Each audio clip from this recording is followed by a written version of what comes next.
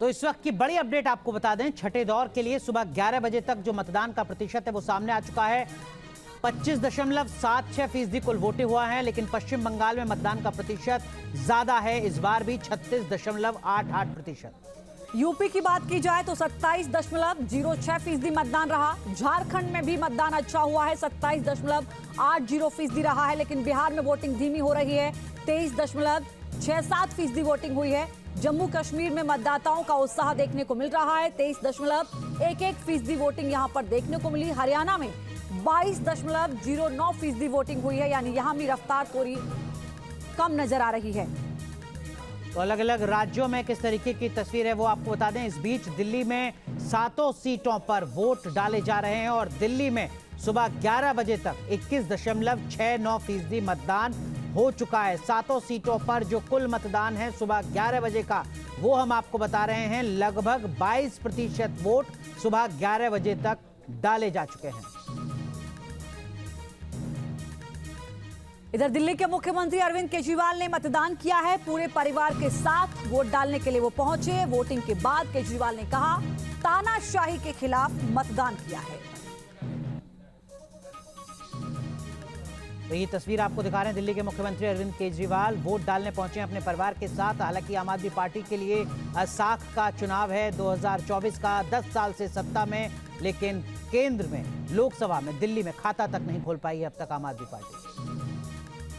पिताजी, मेरी पत्नी और मेरे दोनों बच्चे, हम लोग वोट डाल के आ रहे हैं। और मेरी मम्मी आज ही महंगाई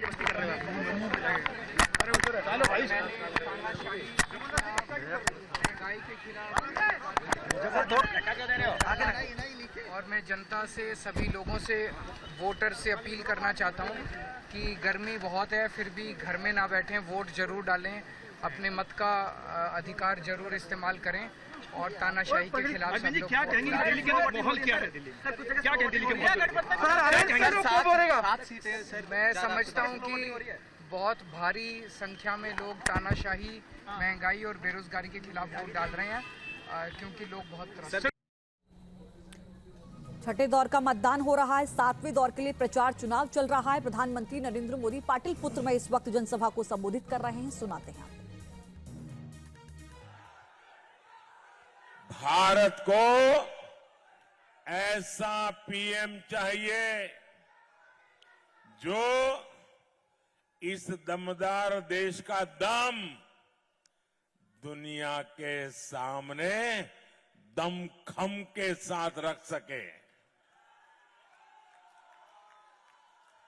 वहीं दूसरी ओर ये इंडी वाले हैं। इंडी गठबंधन की योजना 5 साल में 5 पीएम देने की है। अब मुझे बताइए भाई, 5 साल में 5 पीएम, क्या होगा इस देश का? और इसके लिए दावेदार कौन कौन है? ये 5 पीएम दावेदार कौन कौन है? गांधी परिवार का बेटा, सपा वाले परिवार का बेटा, नेशनल कॉन्फ्रेंस परिवार का बेटा, एनसीपी वाले परिवार की बेटी, टीएमसी वाले परिवार का भतीजा, आप पार्टी के आका की पत्नी, नकली शिवसेना परिवार का बेटा और आरजेडी के बेटे या फिर बेटियां, ये सारे परिवारवादी मिलकर प्रधानमंत्री की कुर्सी पर म्यूजिकल चेयर खेलना चाहते हैं। साथियों, ये इंडी गठबंधन के लोग, और मैं जब कहता हूं तो मैं आपसे भी आग्रह करूंगा, मैं जो बात बताता हूं एक बार खुद भी जांच पड़ताल करके देख लेना। मेरा एक शब्द आपको गलत नहीं मिलेगा। मैं 3 बातें बताता हूं।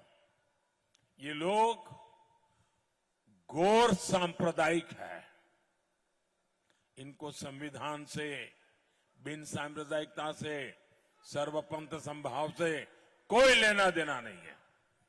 ये घोर सांप्रदायिक है। ये लोग घोर जातिवादी है और ये लोग घोर परिवारवादी है। सबसे पहले वो अपने परिवार का ही सोचते हैं, बाकियों को सबको पीछे रखते हैं। क्या ऐसे लोग बिहार का भला कर सकते हैं? बिहार का भला कर सकते हैं? पाटलिपुत्र का भला कर सकते हैं? आपके परिवार का भला कर सकते हैं? साथियों, बिहार की इस धरती ने सामाजिक न्याय को लेकर पूरे देश को दिशा दिखाई है। एससी, एसटी, ओबीसी के आरक्षण के अधिकार के लिए बिहार ने लंबी लड़ाई लड़ी है, लेकिन आज बिहार के जागरूक लोगों के सामने मैं दुख के साथ, बड़ी पीड़ा के साथ एक कड़वा सच रखा हूं। तो पाटलिपुत्र का मुकाबला बेहद दिलचस्प, रामकृपाल यादव वर्सेस मीसा भारती। लेकिन आपको लेकर चलते हैं दिल्ली। हमारे तमाम सहयोगी हमारे साथ जुड़ चुके हैं। खुशबू मनोरमा मिश्रा हमारे साथ जुड़ रही हैं राजौरी गार्डन से। ये वेस्ट दिल्ली की संसदीय सीट है। संजय यादव यमुना विहार से हमारे साथ जुड़ रहे हैं। नॉर्थ ईस्ट दिल्ली लोकसभा क्षेत्र से हमारे सहयोगी मोहित बख्शी चांदनी चौक से हैं और मोहित दुबे हमारे सहयोगी निर्माण भवन दिल्ली से। सबसे पहले खुशबू आपका रुख करेंगे। महाबल मिश्रा बनाम कमलजीत सहरावत, मुकाबला बहुत ज्यादा चुनौती भरा।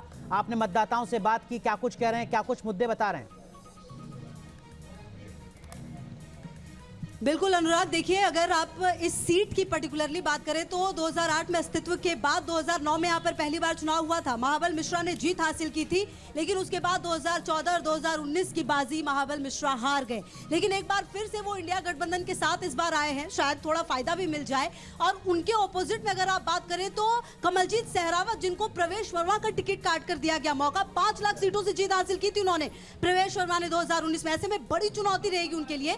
लेकिन अगर आप पश्चिमी दिल्ली इस सीट की पर्टिकुलरली अनुराग बात करें, यहाँ के मुद्दे बाकियों जगह से अलग हैं। यहाँ पर पूर्वांचल के लोग काफी ज्यादा हैं, उनके लिए यहाँ पर ट्रैफिक से लेके पानी से लेके अनियोजित जो कॉलोनियां हैं वो एक बड़ा मुद्दा है। जब लोगों से हम बातचीत करते हैं तो वो ये कहते हैं कि कूड़े की गाड़ियां नहीं आती, ट्रैफिक की व्यवस्था देखिए वो काफी ज्यादा खराब है। लेकिन कुछ लोग जो है वो खुश जरूर नजर आते हैं बिजली पानी की व्यवस्था को लेकर। अरविंद केजरीवाल से थोड़ी बहुत सहानुभूति भी रखते हैं। बहरहाल अगर आप यहाँ की बात करें, राजौरी गार्डन में मौजूदगी है, 23% लगभग अनुराग अब तक वोटिंग हुई है।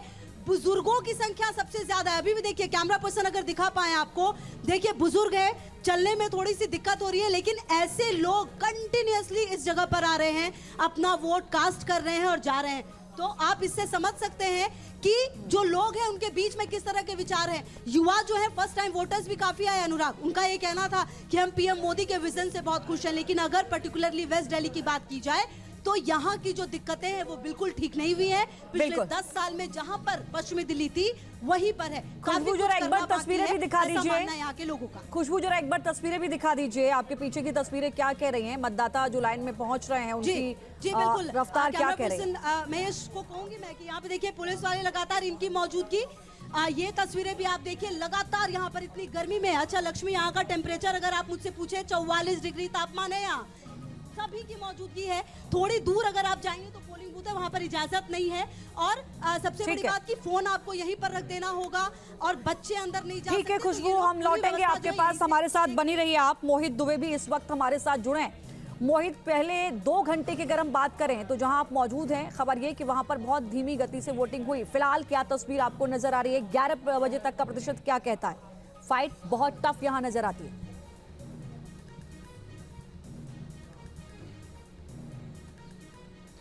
देखिए थोड़ी देर के बाद जो आंकड़े हैं वो करीब 1 बजे के आसपास आंकड़े आ जाएंगे। 2-2 घंटे पे आंकड़े आते हैं। 11 बजे का जो आंकड़ा हो करीब 26% के आसपास का मतदान का हुआ है। लेकिन नई दिल्ली लोकसभा जो सीट है, देखिए हाई प्रोफाइल लोकसभा सीट में से एक है और इस सीट का जो इतिहास है बड़ा पुराना है। लाल कृष्ण आडवाणी की बात करें, राजेश खन्ना की बात करें, तमाम बड़े नेताओं ने यहाँ से प्रतिनिधित्व किया है। अजय माकन ने यहाँ से प्रतिनिधित्व किया है। हम जिस बूथ पे मौजूद हैं ये हाई प्रोफाइल बूथ में से एक है, जहाँ पर सोनिया गांधी, राहुल गांधी जैसे तमाम दिग्गजों ने अपने मताधिकार का इस्तेमाल किया है। लेकिन मौजूदा सूरत हाल के हिसाब से मोहित माफ कीजिए, आपको रोक रहा हूँ, जरा अपने वीडियो जर्नलिस्ट से कहिएगा कि वो अपनी तस्वीरें भी दिखाएं किस तरीके से मतदान हो रहा है, और आप अपनी बात को कंटिन्यू रखिए। मोहित।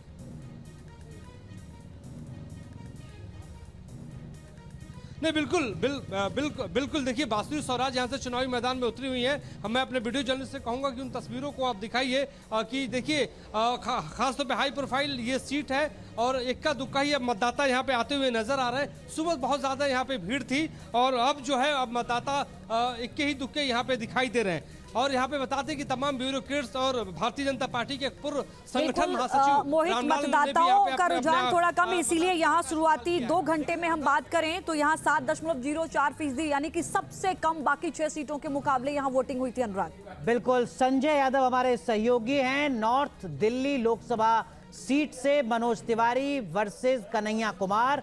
संजय, मुकाबला बेहद दिलचस्प है क्योंकि मनोज तिवारी इकलौते बीजेपी के सांसद जिनका टिकट नहीं काटा बीजेपी ने, और कन्हैया कुमार जो बेगूसराय से हारकर दिल्ली आए हैं, उनकी भी साख का सवाल है। क्या कुछ कह रहे हैं मतदाता?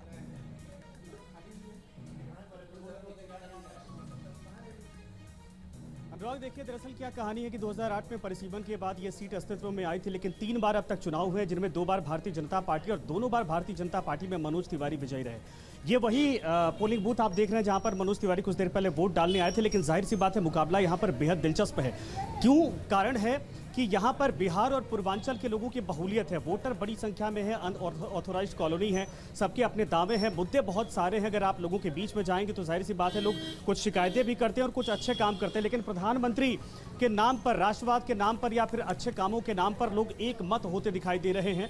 और सुबह अच्छी खासी भीड़ थी, लेकिन चूंकि गर्मी बहुत ज़्यादा है, 42-43 डिग्री के आसपास यहाँ पर टेम्परेचर है, ऐसे में दोपहर के वक्त लोग थोड़ा कम निकल रहे हैं, लेकिन इक्का दुक्का छिटपुट लोग आते जा रहे हैं। मेरे पीछे आप देखिए, यहाँ से अंदर कतार है बाकायदा, और अंदर जाएंगे तो लाइन लगी हुई है। लेकिन जो लोग वोट डालकर आ रहे हैं, जरा उनसे हम बातचीत करते हैं कि असल में माहौल क्या, किन मुद्दों को लेकर वोट यहाँ पर किया। आपने वोट किया अभी?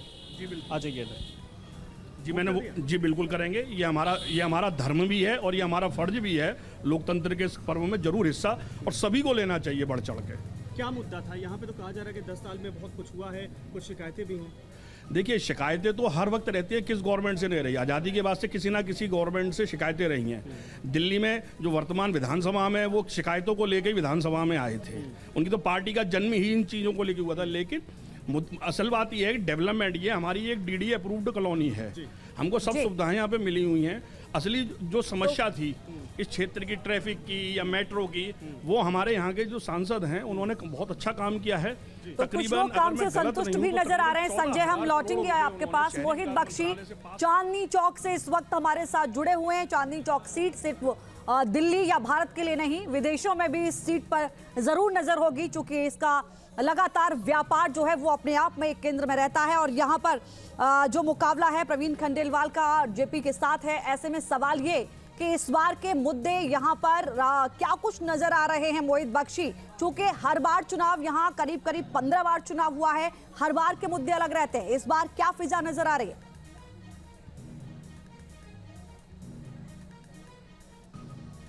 लक्ष्मी, आपने इस सीट की इतनी तारीफ करी है तो मैं यहाँ पर दिखा दूं, लोगों की जागरूकता भी दिखा दूं कि यहाँ पर जो अभी मेरे तमाम साथियों ने तस्वीर दिखाई उससे उलट तस्वीर है। यहाँ पर देखिए आप, यहाँ पर लोगों के लिए लाइन लग रही है जो कि मत का प्रयोग करने के लिए यहाँ पे आए हैं। और ऐसा नहीं है एक तरफ, बल्कि दोनों ही तरफ अगर देखें आप तो यहाँ पर लोग खड़े हैं और अपने मत का प्रयोग करने के लिए यहाँ लाइनों में लगे हैं। सुबह सुबह से ही पहुँच गए थे और अभी दोपहर हुई है। सर, किन मतों के साथ आप, किन मुद्दों के साथ, मैडम किन मुद्दों के साथ आप आए हैं?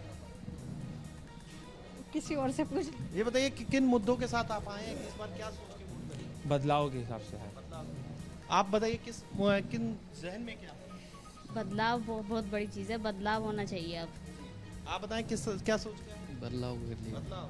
तो यहाँ पर जो स्थिति है वो तस्वीर हमने आपको दिखाई है। ये देखिए लोग जो है वोट करने के लिए यहाँ पहुँचे हैं और भी लोग जो है। मैम, आपकी क्या सोच? बदलाव ही चाहिए। जी, मुद्दे क्या हैं, आप लोग क्या चाहते हैं, क्या होना चाहिए? इंसाफ ही चाहिए, हर चीज़ अच्छी होनी चाहिए इंसाफ में। तो देखिए इस तरीके की तस्वीरें, यह अच्छी बात यह है कि लोकतंत्र के पर्व पर लंबी लाइन लगर नजर आए। यकीनन तो अलग अलग मतदाताओं की अलग अलग राय और उसी सोच के साथ अपनी वोट की ताकत का इस्तेमाल करने के लिए पहुंच रहे हैं। बड़ी कवरेज लगातार जारी।